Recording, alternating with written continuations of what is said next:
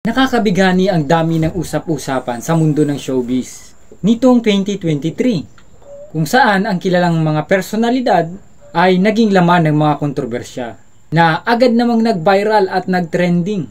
Isa na rito sina Andrea Brillantes na hindi lang sa kanilang breakup sa basketballistang si Rese Rivero na umani ng pansin, kundi pati na rin sa pagkakadawit sa hiwalayang Catherine Bernardo at Daniel Padilla bilang umano'y third party. Bagamat maraming pasaring sa publiko, nananatiling tikom ang bibig ng aktres tungkol sa akusasyon na yan.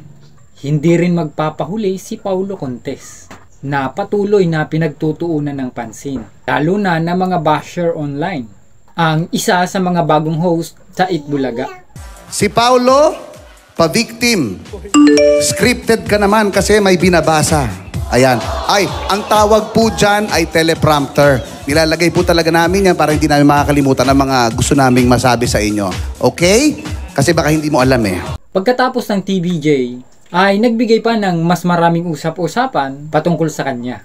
Kontrobersyal din ang drag queen na si Pura Luca Vega matapos ang kanyang performance na Ama Namin.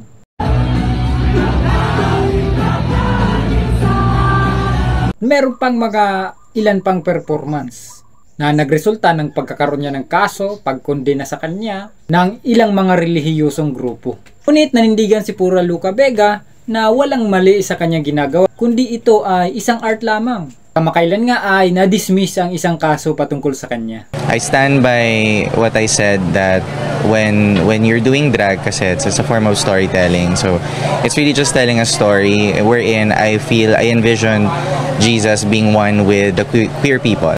Hindi rin mawawala sa usapan ang trio nila Tito Sotto, Vic Sotto at Joey De Leon nang kanilang iwanan ang TAPE at ang pagkapanalo ng intellectual property ng Pilipinas sa kanilang karapatan sa trademark ng Itbulaga. Isang mainit na issue naman ang pagkain ni Vice Ganda ng icing kasama ang kanyang partner na si Ayon Perez sa National TV.